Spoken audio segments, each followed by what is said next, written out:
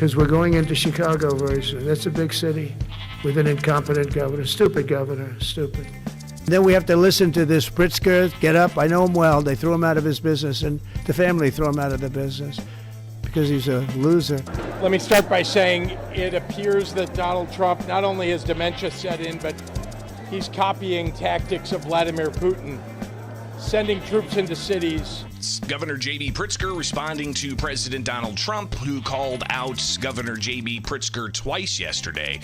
As the ongoing back and forth continues, it is Illinois in Focus Daily. I'm Greg Bishop, editor of The Center Square. Go to thecentersquare.com for the latest headlines. And let's get into it. President Donald Trump, Governor J.B. Pritzker, not fans of each other, clearly, as the barbs continue. And President Trump has been regularly critical of Pritzker, as Pritzker has been regularly critical of Trump. You've heard all of the back and forth, but it seems to be coming to a head this week with Monday, Governor Pritzker sharing that he was made aware of a memo internal to the federal government of a request for 100 members of the military to assist Chicago efforts of ICE enforcement and immigration enforcement and to protect personnel and property for the federal government. This after you had some clashes between protesters and federal officials trying to enforce immigration law, and some of the protesters even had firearms, and they were charged with federal crimes. So you've got that happening over the weekend. The governor saying we could see 100 military members on the streets of Chicago, and then yesterday, President Donald Trump talking to members of the military, saying that indeed he anticipates they're going into Chicago. Every weekend they lose 5, 6. If they lose 5, they're considering it a great week. They shouldn't lose any. You shouldn't lose any. This is civilization. And he's always up there saying, we're in very good shape. We don't need the military. No, they need the military desperately. So Trump says that Illinois, and Chicago in particular, needs the military desperately. He went on to, again, call Pritzker stupid. Later, he, in that same speech, talked about protests and how they seem to be changing their policies when it comes to handling protesters. Their mouth is this far away from their mouth, and they're spitting at him, and they're screaming at him. And that soldier standing there, he wants to knock the hell out of the person, but he's not allowed to do anything.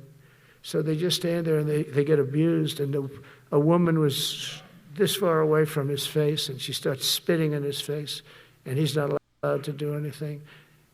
If it's okay with you, generals and admirals, I've taken that off. I say, they spit, we hit. Is that okay? I think so. They spit, it's a new thing. They spit, we hit. So the president saying they spit, we hit. He also went on to say that it could prove to be training ground for members of the military to be in large cities. That also received criticism from the likes of Chicago Mayor Brandon Johnson and others. But the president later on in the day, at an unrelated event, he went even further to talk about Pritzker and the murders in Chicago and how something has to be done, according to President Trump. Doing one at a time, and we'll be going to Chicago. I told you this, sir. Union Pacific, head of the railroad. He knows this country very well. Started off as a very low-rung employee of the Union Pacific. He's now chairman. He came to me and he said, sir, save Chicago. It's a great city. It's going down fast. They had 11 people killed over the last couple of weeks. 11 people killed, 48 shot. That's not a city. That's a war zone. There's no city in the world like that.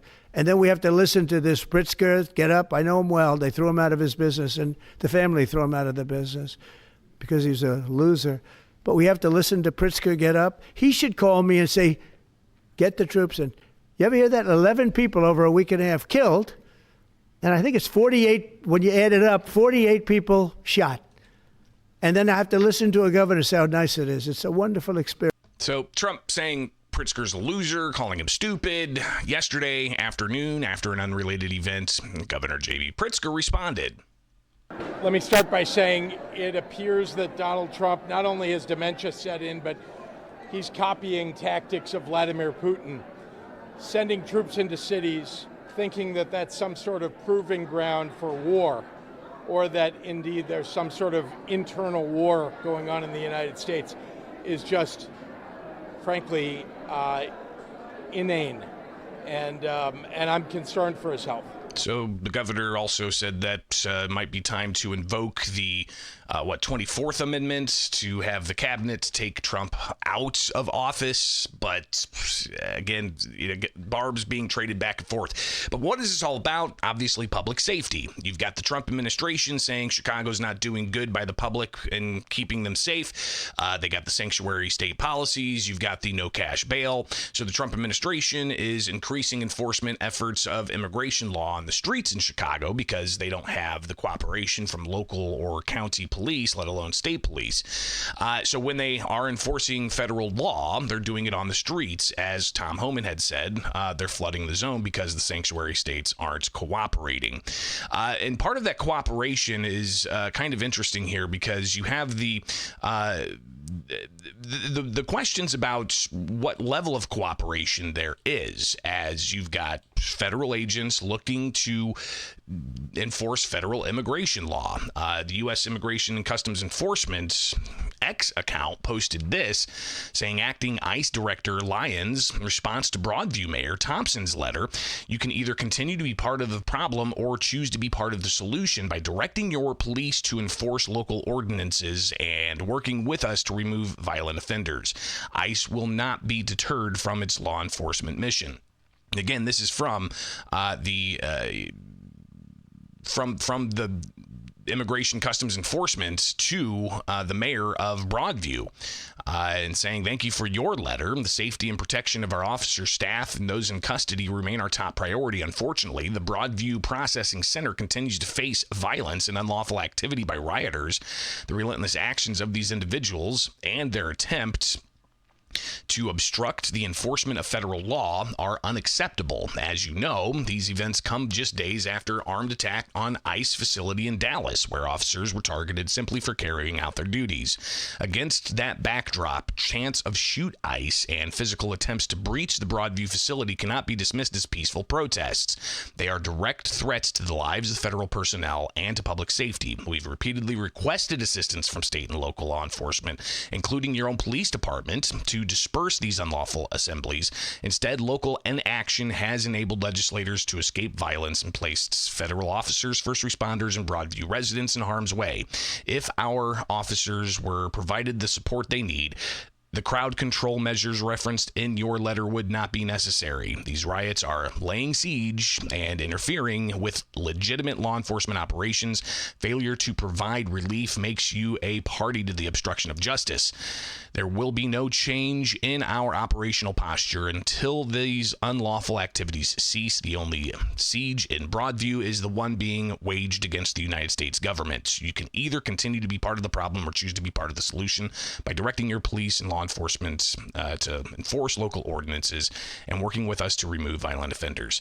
So interesting again to hear and see what some of the back and forth is. But Governor Pritzker yesterday says that he's been in communication with local law enforcement around Broadview to ensure that they somehow keep the peace. Just add that we're in constant and consistent communication with Broadview Police, with the Broadview Mayor, offering every bit of assistance. We are providing perimeter assistance through state police, continual conversation with the governor's office and the mayor's office. They have requested certain kinds of equipment, some of which we can provide. And so, look, everything that we can do, we want to keep the people of Broadview especially safe. Even people, not just protesters, we're talking about people who are just walking their kids to school, living their lives in Broadview. They deserve peace. That is why ICE needs to back off. And that is why the President of the United States should not send troops to the state of Illinois. And the state of Illinois and the city of Chicago in particular, and we'll cover this in its own segment here in a moment, but deals with the U.S. Senate and what they did yesterday in highlighting blue cities. And they said that it's causing chaos and tragedy. Here's Chuck Grassley, senator from Iowa, talking about how DHS and ICE are not getting cooperation from local officials. Just this month, the Department of Homeland Security reported that police under Governor Pritzker's sanctuary jurisdiction, refused to answer multiple calls for assistance when violent rioters physically assaulted federal immigration officers. As that may continue, it could lead to military being on the streets to protect federal assets. How this is going to play out, we'll keep you updated each and every weekday morning here with Illinois in Focus Daily. And we'll kind of wrap up with some other posts from Gregory Bavino here, who has been sharing on social media quite a bit about ICE using boats and videos of them on the Chicago River, and even more from Bavino, highlighting some of the ongoing enforcement efforts that they have ongoing, and so on. So stay up to date. Get to thecentersquare.com, and also subscribe here on YouTube, because it's not just the morning show. You'll get a ton of clips from Illinois, from Washington, D.C., and beyond. It's only with The Center Square and Illinois in Focus Daily with you each and every weekday morning.